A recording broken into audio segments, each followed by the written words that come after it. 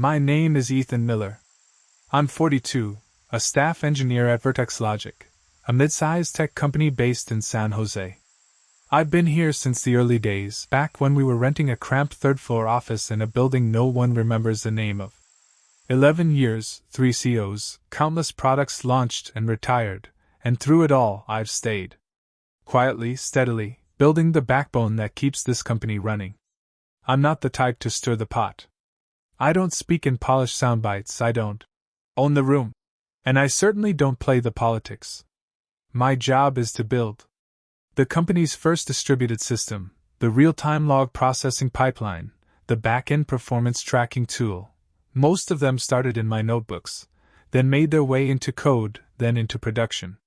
There's no plaque with my name on them, but they carry my fingerprints, my architecture choices, my variable names, my late-night fixes. Jessica Barnes joined Vertex Logic about 6 years ago. She started as a technical assistant, mostly taking notes in engineering meetings, tracking timelines, and occasionally coordinating tasks across teams. She was smart, fast on her feet, and even faster at learning how to be seen. She had a talent for asking just the right questions to the right people, at the right time. I didn't think much of it back then. She seemed eager, and I've never been one to gatekeep knowledge. If someone wanted to learn, I taught. But slowly, I started to notice things weren't quite right. Ideas I'd sketched out in rough diagrams, sometimes no more than a scribbled note in Notion, were showing up in executive meetings, rebranded, repackaged, and polished, but unmistakably mine. And Jessica was the one presenting them. I wasn't in the room. I only heard about it later through whispers from colleagues and the occasional surprised message on Slack.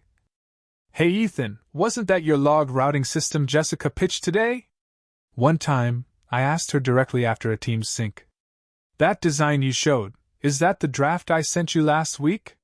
She smiled, tilting her head like it was no big deal. "Yeah, but I tweaked it a bit. I mean, it's a team effort, right?" I didn't say anything else. Not because I wasn't angry. I was. But I also knew that anger was noise, and I've always been better at silence. I knew that people who climb fast on borrowed ladders eventually reach a rung that wasn't built to hold them. And so I waited.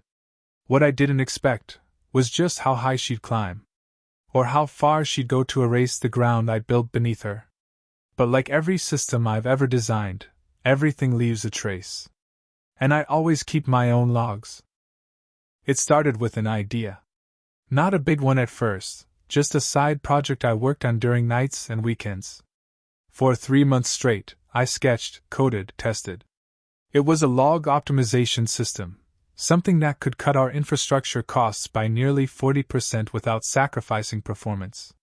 Not glamorous, but powerful. The kind of thing no one notices until it's saving the company millions. I wasn't ready to present it formally yet, but I wanted feedback. Someone to poke holes in it. So I shared it with Jessica. A rough draft, architecture diagrams, benchmarks, a few early results from a sandbox testbed. "Curious what you think," I wrote. "Not for sharing yet," she replied quickly. "Brilliant approach. Love the pipeline logic. Let's talk more soon."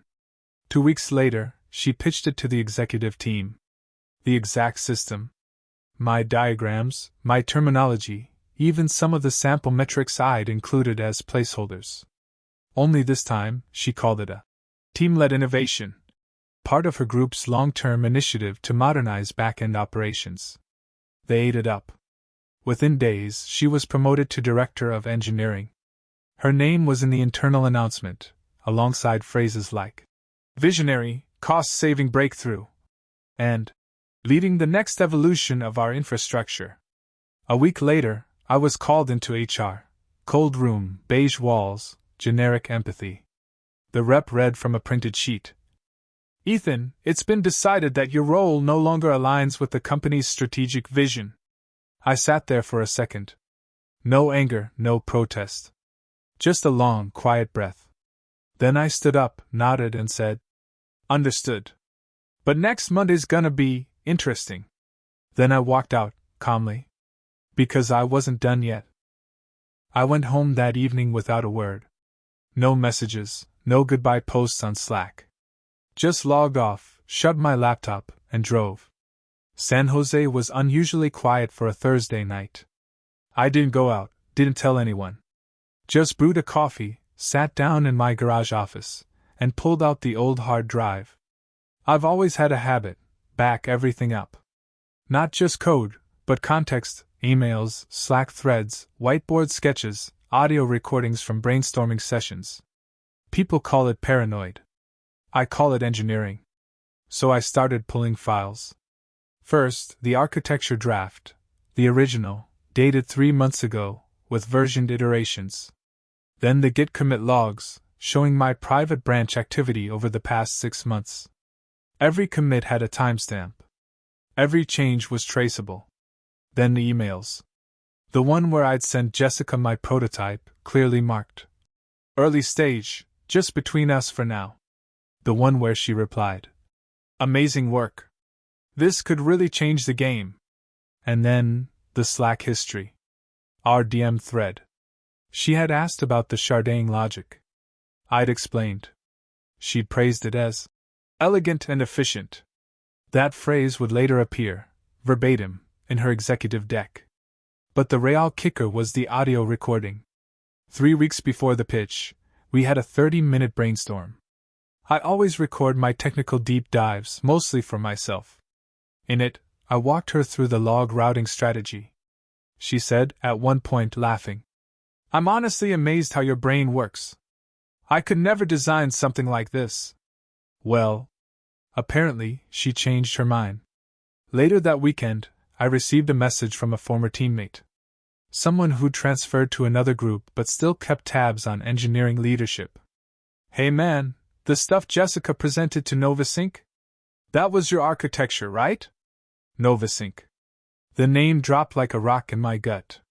They were a major international partner, a strategic deal in the works for months. If Jessica had used my system as the technical foundation for that agreement, that meant she'd already handed it off as her own. I dug deeper. Sure enough, I found the documentation she'd submitted to the partner. It had been polished and rewritten, but the core system design, hashing algorithms, redundancy strategies, load balancing layers, was identical. Except this time, all attribution was stripped. My name gone. Her name, front and center. She had even rewritten the internal Confluence page and reassigned the original internal tickets. The metadata showed the edits were made 2 days after her promotion. She didn't just erase me. She rewrote history. Then I found something worse. A copy of my last performance review. It was unusually critical. Passive-aggressive phrases like, "reluctant to align with leadership," and "limited cross-functional enthusiasm." Not my manager's words, I knew his tone. This had been ghostwritten. Crafted. A paper trail of underperformance, built just in time to justify cutting me loose. She hadn't just stolen the system. She laid the groundwork to make sure I couldn't prove it. It was almost impressive. But she made one mistake. She thought I wouldn't fight back. She forgot who built the damn thing. I didn't rage. I didn't post online. I didn't call anyone to vent. Instead, I did what I've always done best: I documented. 3 nights in a row, I compiled everything into a single, airtight dossier. The kind of package no one could ignore. It had everything: timestamped Git logs, original architecture files, side-by-side comparisons of my draft and Jessica's presentation. Every email. Every Slack message. Screenshots. Metadata. The recording of our brainstorm session, transcribed and annotated. I laid it out like a system audit. A clean timeline, every piece of evidence properly linked, every reference traceable. It didn't just show that the design was mine. It showed how she had knowingly taken it, repackaged it, and used it to negotiate a major deal under false pretenses. The implications went far beyond ethics. It bordered on contract fraud. Then I made 3 moves. First, I contacted a legal advisor. Not to sue, not yet. I wasn't interested in money. I just needed confirmation, that the intellectual property, created off hours, on my own hardware, with no prior assignment agreement, was legally mine. The answer? Yes. Clean cut. Second, I wrote an email. Subject line: System authorship and contract risk, urgent internal review. I addressed it to 3 people. The CTO, who I'd worked with on the very first version of our backend years ago. The general counsel, head of the company's legal department. And 1 board member, someone I'd helped years ago on a crisis recovery project, someone who still respected what real engineering looked like. The email was concise. Factual. No emotion.